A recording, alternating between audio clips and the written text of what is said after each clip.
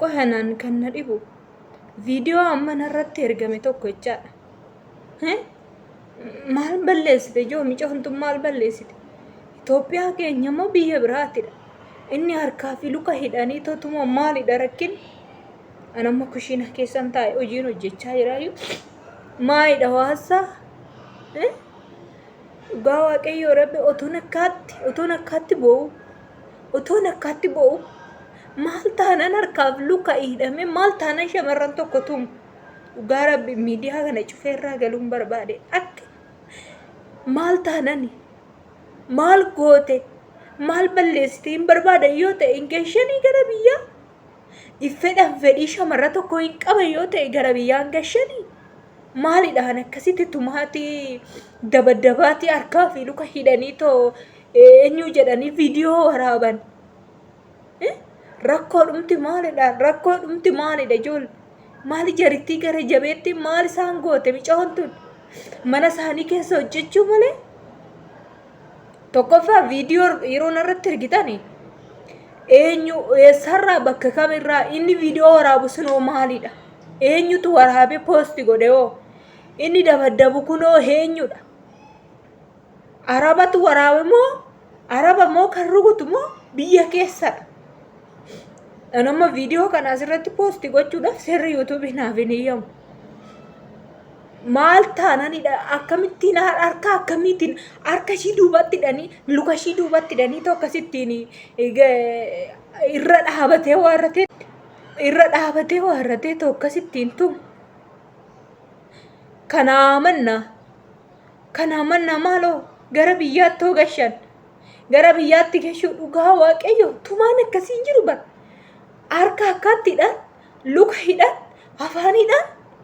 afaanidhaan yaa joo mee maal balleessite yakkaa maalii qabdi?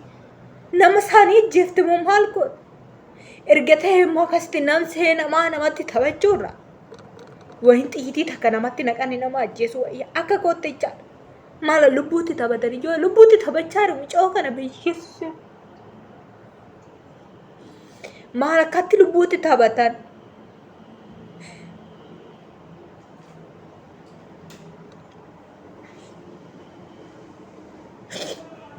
Dhalaa ta'ee dhiira ta'ee naan garuu wanta naan galle tokko keessa jira beektu akkasittiin gara jabummaa akkanaa kanaan akkatti irra dhaabatanii micoo kana gadi kuffisanii tumuun isaanii waan baay'ee tokko natti dhagahame yaa obboloota kiyyaa.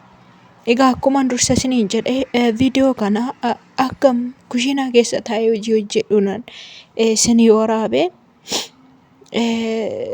bakka waan baay'ee natti dhagahame jechaadha. Yeroo akkasittiin sheerina irratti godhan waan baay'ee natti dhagahame. Akka ishiin hin iyyineef afaan ishii hidhanii jiru akkuma argitanii. Akka ishiin waan tokko hin dubbanneef afaan ishii hidhamee jira. Lammaffaa lukti ishii lamaan harki ishii walitti hidhamee jira. Miicayyoo kanaa maal akka balleessite isaan akkas godhan hin beeku. Garuu arabuma natti fakkaate. Wanti kun arabuma malee biyya eenyuu miti jechaadha. Innaa waanuma jennuu fi waan dubbannu isaatu wallaalle. Biyya keessa si'ee shakkeeyyuu biyya keessa miti wanti kun. Biyya arabaa keessa naan jedhaniiru. Maal goonan maal yakkinaan akkasitti tumu jedhee gaafan ijoollee tokko gaafadhu. Kaan biiroodhaa jedhu. Kaan immoo manuma hojjettudhaa jedhu.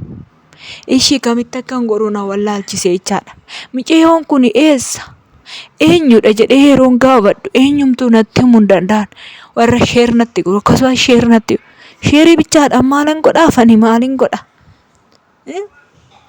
Innaa baay'ee tokko natti dhagahameera jechaadha.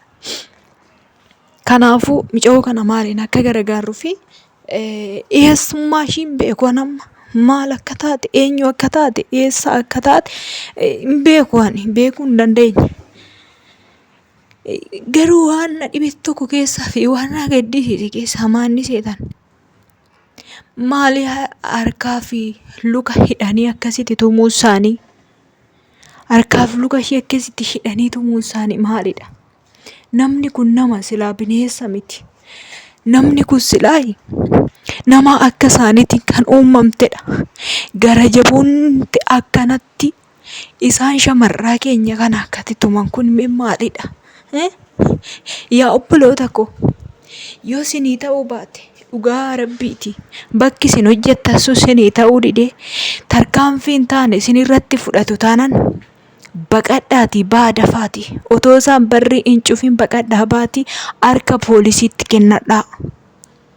Harka keessan poolisiitti kennadhaa. Poolisiin akkasin godhe sinaa godhu. Harka poolisiitti illee du'aa. Maal abbaa ishiitii otoo isin laaltanii harkaaf luka isiniiti haramni isin tumti. Nama ji'a 9 dhalate isaanis waan harkaa dhaba keenyatu harkaa dhabni saree nama gooti jedhanii harkaa dhaba keenyatu jara kanas ija nu laalchise harkaa dhaba keenyatu in dabarfanna in godhanna in guduufanna jireenya gaarii jiraanna jenneetu jara kanas harka nu laalchise isarra darbee immoo uleedhaan nutumaa jiru. Ijoollee baay'een biiroo naqanii biiroo siyoo dhaqanii biiroo isaan kamidha biiroo isa kamtu nuuf falma. Biiroo kamtu si dhaabatee sii falma. Biiroo warra ankeetii an afaan kee dubbatu yoo ta'e qofadha. Inni afaan jaraa isaan arabumaaf loogdi malee sii wanti loogdu tokkollee hin jiru.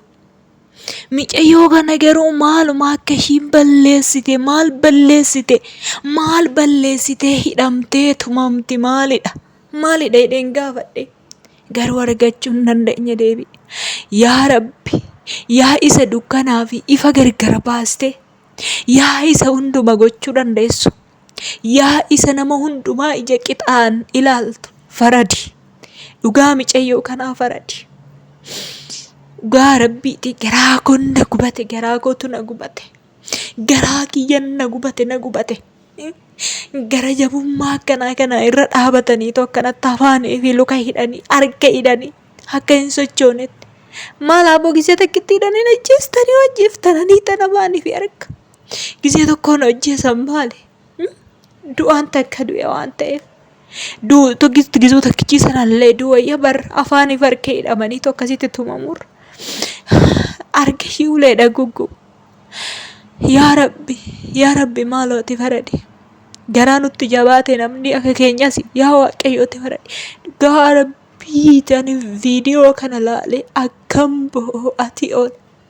Akkan gaddaati oole. Nama ta'uu kootti kanan of tuffadhe. Uumamuu kootti illee kanan gaabbe kanan gungume uumaa kiyya irratti illee jaa. Gara jabummaa akkaatti ijoollee keenya irratti ta'aa jiru kana jechaadha.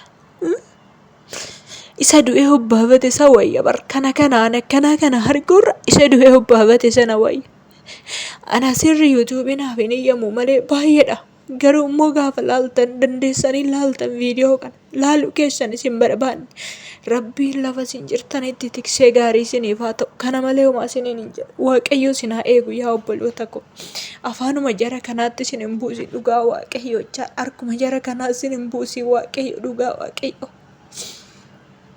Innaa akkasii isiniin jedha waan na dhaggeeffattaniif galatoomaa laayikii godhame.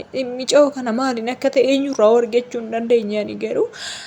Warroonni haaraa mana koo dhuftan immoo maamila naa taasisaniin jedha adaraa keessan keessa wal babbaraa yaa obboloota kiyyaa rakkoon tokko otoo isinirra hin ga'ini. Egaa hundumaafuu Waaqayyo gaariidha waan jennu qabnu. Chaaw yeroo gaarii qabaadha.